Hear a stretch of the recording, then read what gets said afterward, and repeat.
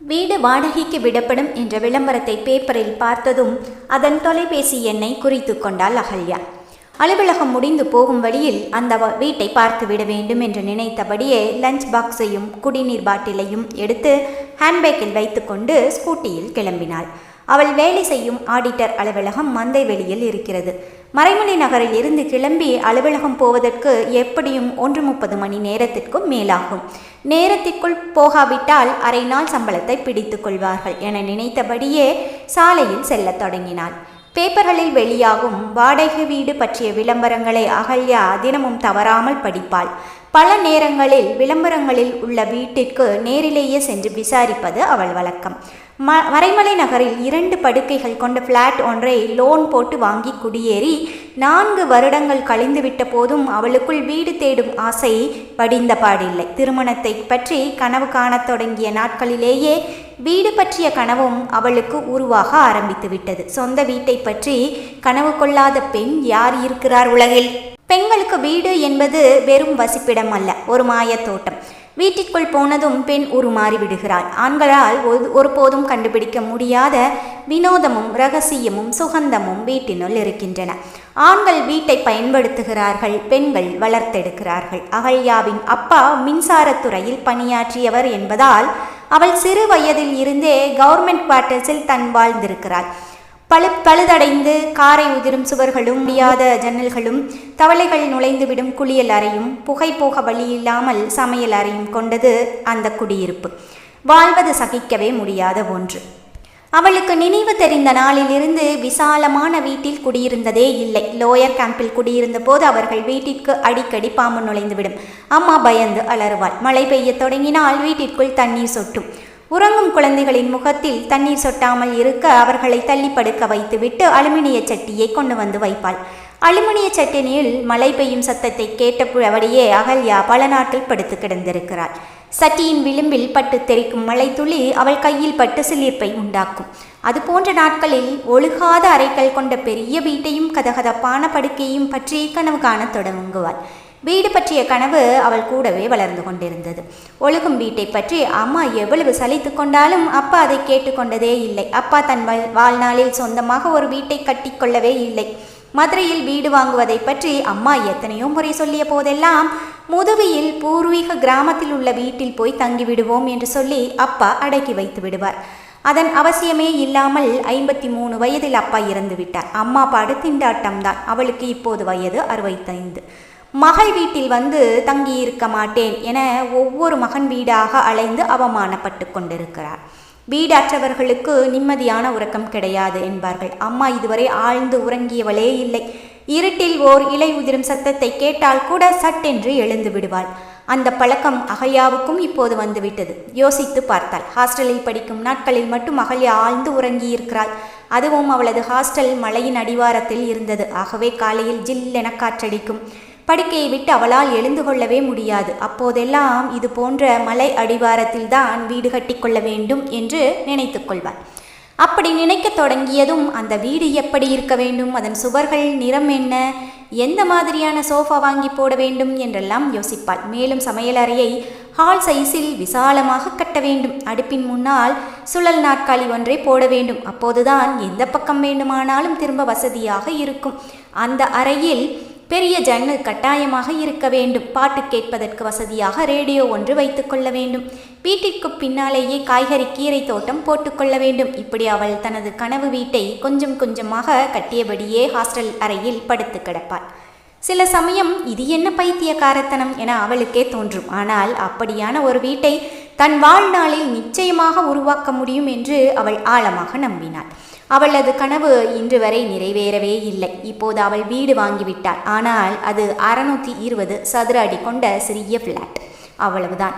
அவளால் பணம் புரட்ட முடிந்தது. அதையாவது வாங்கிவிட்டோமே என சமாதானமான போதும் கனவில் உருவாக்கிய வீடு அவளை ஆறாத ரணம் போல வதைத்தது. அகல்யாவுக்கு திருமணமாகி 21 வருடங்கள் கடந்துவிட்டன. அவளது மூத்த பையன் நந்து இன்ஜினியரிங் படித்து கொண்டிருக்கிறான். இளையவள் சுபத்ரா இப்போது 9ஆம் வகுப்பில், அடுத்தவன் 6ஆம் வகுப்பு. திருமணத்திற்கு முன்பாகவே 2 விஷயங்களில் அகல்யா உறுதியாக இருந்தாள். ஒன்று, அரசு ஊழியரை திருமணம் செய்து கொள்ளக்கூடாது. சொந்த தொழில் நடத்துபவரைத்தான் திருமணம் செய்து கொள்ள வேண்டும். அவரால் தான் சம்பாதித்து பெரிய வீடு கட்ட முடியும், ஒரே ஊரில் வாழ முடியும். இரண்டாவது, தான் வேலைக்கு போய் சம்பாதித்து வாழ வேண்டும். 5 ரூபாய்க்கு கூட அப்பனின் கையை எதிர்பார்த்து நின்ற அம்மாதான் அதிலும் அவளுக்கு முன்னுதாரணம். இரண்டுமே அவள் நினைத்தது போல் நடந்தேறி. அகல்யா ஆடிட்டர் அலுவலகம் ஒன்றில் கணக்காளராக வேலை கிடைத்தது. அவளது கணவன் அம்பத்தூரில் தவணை முறையில் வீட்டுப் பொருட்கள் விற்கும் கடை ஒன்றை நடத்தி வருகிறான். பெண் பார்த்து அவர்கள் வந்திருந்த போது, உங்களது வீடு சென்னையில் எங்கு உள்ளது என்று தான் அகல்யா கேட்டாள். பட்டாபிராமில் சொந்த வீட்டில் வசிப்பதாக சொன்னார்கள். அந்த ஒன்றுக்காகவே அவள் திருமணத்திற்கு ஒப்புக்கொண்டாள். திருமணமாகி வந்தபோதுதான் தெரிந்தது அது அவள் ஆசைப்பட்ட வீடு அல்ல. பழைய காலத்து ஓட்டு வீடு என்பது. தலை குனிந்துதான் நுழைந்து வர வேண்டும். வீட்டில் உள்ளவர்கள் ஹாலில் தான் படுத்துக்கொள்வார்கள்.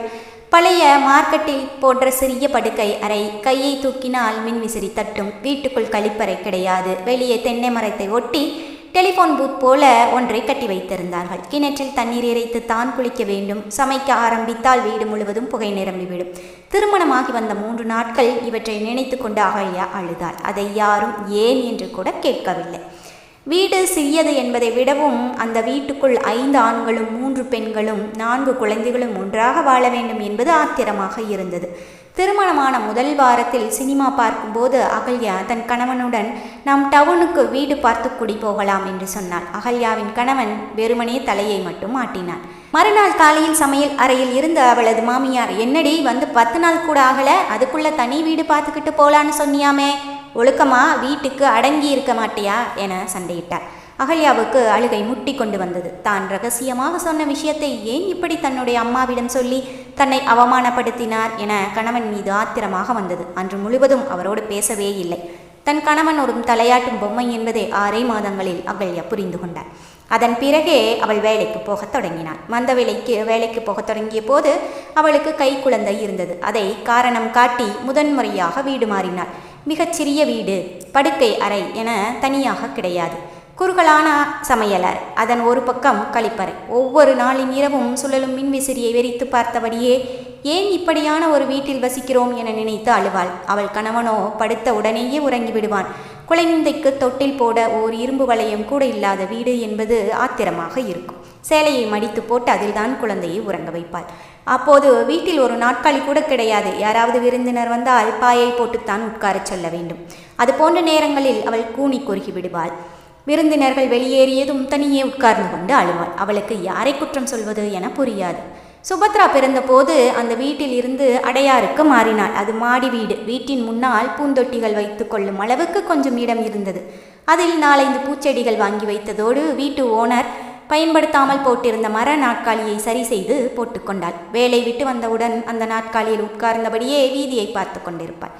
உயரமாக அடுக்குமாடி வீடுகள் உருவாவதையும் பெரிய பங்களாக்களையை கடந்து போகும்போதும் அவளது மனம் அடித்து கொள்ளும். சில சமயம் சாலையில் நடக்கும்போது மூடப்பட்ட பெரிய இரும்பு கதவு கொண்ட வீடுகளின் முன்பே போய் நின்றபடியே அது தன்னுடைய வீடு என்று கற்பனை செய்து கொள்வாள். எப்போது இது போன்ற வீட்டில் வாழப் போகிறோம் என மனம் அடித்து கொள்ளும். இயலாமை, அது உன்னால் முடியாது என்ற உண்மையை சொல்லி அவளை பரிகாசம் செய்யும். விசாலமான எந்த வீட்டை கண்டாலும் அவளிடம் இருந்து ஒரு பெருமூச்சு வருவதை தடுக்க முடியாது. சைதாப்பேட்டை, வடபழனி, கிண்டி, நத்தம், குரோம்பேட்டை, ராமாபுரம் என அகல்யா 15 வீடுகளுக்கு மேல் மாறியிருந்தாள். மறைமலை நகரில் சொந்த வீடு வாங்கி பால் காய்ச்சிய நாளில் வீட்டை பார்த்த அம்மா, என்னடி புறாக்கூடு போல இருக்கு என்று கேட்டதுக்கு, உன் புருஷன் அதற்கூட வாங்க முடியாம தானே செத்து போனார் என்று ஆத்திரத்துடன் அகல்யா சண்டையிட்டாள். அத்தனை பேர் முன்னிலையில் அம்மா அழுதபோது அகல்யா அவளை சமாதானப்படுத்தவில்லை. அம்மா அழுவதும் மனதுக்கு சந்தோஷம் தருவதாகவே உணர்ந்தாள். அன்று இரவு சொந்த வீட்டில் படுத்த போதும் அவளுக்கு உறக்கம் வரவில்லை. இது இல்லை நாம் நினைத்த வீடு. நமக்கு வாய்த்து இருப்பது இவ்வளவுதான். இந்த வீட்டில் இருந்து கொண்டு நகருக்குள் பெரிய வீடு ஒன்றை வாங்கிவிட வேண்டும் என மனதுக்குள் சமாதானம் சொல்லிக்கொண்டாள். பிறகு அது நடக்காது என உணர்ந்தவள் போல் அழுதாள். ஏமா அலறு என மகள் கேட்டதும் அவள் பதில் எதுவும் பேசவில்லை. மனதுக்குள் அவள் கட்டிய கற்பனை வீடு அவளை சாந்தமாக கேலி செய்ய தொடங்கியது. அதை அடக்க வேண்டும் என்பதற்காகவே பேப்பரில் வரும் விளம்பரங்களை பார்த்து வாடகைக்கு வீடு தேடுவதை தனது விருப்பமாக மாற்றிக்கொண்டாள். வீட்டை வாடகைக்கு கேட்டபோது போல சும்மா விசாரித்து சுற்றி பார்ப்பது அவளுக்கு பிடித்தமான இருந்தது. சில சமயம் வீட்டு உரிமையாளர் சாவியை அவளிடமே தந்து நீங்களே பார்த்து வாருங்கள் என்னும்போது அவள் அந்த வீடு தன்னுடையது என்பது போலவே உணர்வாள். காலியாக உள்ள வீட்டின் தரையில் படுத்துக்கொள்வாள் அல்லது பாத்ரூம் குழாயை திறந்துவிட்டு போதுமென முகம் கழுவுவாள். சில வீடுகளில் ஹேர்பினால் தனது பெயரை எழுதி வைத்துவிட்டு வருவாள். விஸ்தாரமான வீடு விஸ்தாரமான மனதை உருவாக்கிவிடும் என நம்பினாள் அகல்யா. இப்படியாக மாதம் 10-20 வீடுகளை வெறுமனே பார்த்து வருவதை வழக்கமாகிக் கொண்ட பிறகு அவளது இயல்பு மாறியது. ஒவ்வொரு வீட்டு உரிமையாளர் தன்னை பற்றி கேட்கும் போதும் அவள் புதிதாக ஒரு கதை சொல்ல ஆரம்பித்தாள். தனது கணவர் அமெரிக்காவில் வேலை செய்கிறார், தனக்கு ஒரே பெண் என்றும் சொல்வாள். சில சமயம் இப்போதுதான் முதன்முறையாக சென்னைக்கு வருகிறோம், இதுவரை திண்டுக்கல்லில் குடியிருந்தோம் என பொய் சொல்வார். ஒரு வீட்டில் நாங்கள் சிங்கப்பூரில் 15 வருடங்கள் வாழ்ந்துவிட்டு இப்போது சென்னைக்கு திரும்பியிருக்கிறோம் என்று பொய் சொன்னார். இந்த பொய்கள் அவளுக்கு பிடித்திருந்தன. ரசித்து சொன்ன பொய்கள் எல்லாம் நிஜமாக இருக்கக்கூடாதா என ஆசைப்பட்டாள். பிடித்தமான சில வீடுகளை தனது செல்போன் கேமராவில் புகைப்படம் எடுத்து வைத்துக் கொண்டாள். அதை தனியே இருக்கும்போது பார்த்து கொண்டே இருப்பாள். இந்த ரகசிய தேடுதல் அவளுக்கு இனம் புரியாத சந்தோஷத்தை உருவாக்கியது. அப்படித்தான் அன்று மாலையிலும் அசோக் நகரில் இருந்த ஒரு வீட்டை வாடகைக்கு கேட்க தேடிச் சென்று ஹாலிங் பெல்லை அழுத்தினாள். நிறைய மாமரங்கள் உள்ள வீடு. ஒரு முதியவர் கதவை திறந்து விசாரித்தார். அவர் விளம்பரத்தை பற்றி சொன்னதும் வீட்டிற்கு வர சொன்னார். தூண்கள் கொண்ட பழைய காலத்து வீடு. உள்ளே ஒரு அறையில் ஆண்கள் சட்டை அணிந்த வயதான ஒரு பெண் படுக்கையில் சோர்வுடன் எழுந்து உட்கார்ந்திருப்பது தெரிந்தது. அந்த பெண் யாரு என பலவீனமான குரலில் கேட்க வீடு பார்க்க வந்திருக்காங்க என்று குரல் கொடுத்தபடியே முதியவர் சாவியை தேடிக்கொண்டிருந்தார். படுக்கையில் இருந்த பெண் கீழே இறங்கி பார்த்து தடுமாறுவதை கண்டாள் அகல்யா.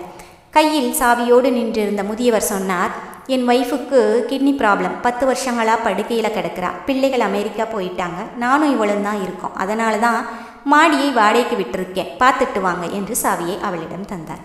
அகலமான படிக்கட்டுகள் மாடி ஏறி போனதும் மாமரத்தின் கிளை வீட்டு ஜன்னலை உரசி கொண்டிருப்பது சந்தோஷமாக இருந்தது. ஒரு மாவிலையை பறித்து முகர்த்தபடியே அவள் கதவை திறந்தாள். ஹாலில் சிறிய மர ஊஞ்சல், அகலமான ஹால், சுவரில் பதிக்கப்பட்ட ஆளுயர கண்ணாடி. யார் இங்கே வசித்தார்கள் என தெரியவில்லை. ரசனையாக கட்டப்பட்டிருந்தது. குளியல் அறையை திறந்து பார்த்தாள். சந்தன நிறத்தில் பெரிய குளியல் தொட்டி இருந்தது. திரைப்படங்களில் இது போன்ற குளியல் தொட்டியில் நுரைவலிய கதாநாயகி குளிப்பதை கண்டிருக்கிறாள். குளியல் அறையே ஒரு ஹால் போல பெரிதாக இருந்தது. சமையல் அறைக்குள் போய் பார்த்தாள். ஒரு பக்கச் சுவரில் கிருஷ்ணன் வெண்ணெய் பானையை உருட்டுவது போன்ற அழகிய ஓவியம் வரையப்பட்டிருந்தது. பெரிய மர அலமாரி, உள்ளே இழுப்பறைகள், உட்கார்ந்து சமைக்க வசதியாக உயரமான முக்காலி. கிழக்கு பார்த்த பூஜை அறை, இளம்பச்சை நிற வண்ணம் வீடு முழுவதும் அடிக்கப்பட்டிருந்தது.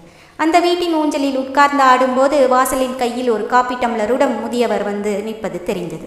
அவள் ஊஞ்சல் ஆடுவதை நிறுத்திவிட்டு கூச்சத்துடன் எழுந்து கொண்டபோது முதியவர் சொன்னார், நல்லா ஆடுங்க, என்ன கூச்சம், காப்பி எடுத்துக்கோங்க என்றபடி சிரித்தார். வீடு அழகா இருக்கு என்றார் அகல்யா.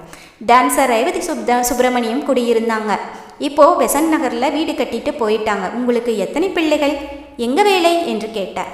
என்ன போய் சொல்வது என அகல்யா யோசிக்க தொடங்கினார். பிறகு சொன்னார், கனரா வங்கியில் வேலை பார்க்குறேன், ஹஸ்பண்ட் மதுரையில் இன்ஜினியர், ஒரே பையன் மெடிக்கல் படிக்கிறான், மாத வாடகை 20,000, அட்வான்ஸ் 2 லட்சம் என்றார் முதியவர்.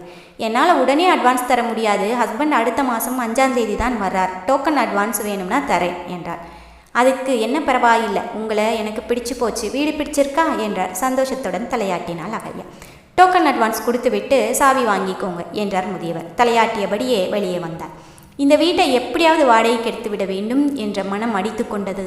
எதற்காக அந்த வீடு, யார் குடியிருப்பது என்று அவளுக்கு குழப்பமாக இருந்தது. அன்று இரவு முழுவதும் அதை பற்றியே யோசித்து கொண்டிருந்தாள். மறுநாள் வங்கியில் இருந்து 20,000 பணத்தை எடுத்துக்கொண்டு அந்த வீட்டுக்கு டோக்கன் அட்வான்ஸ் கொடுத்தார்.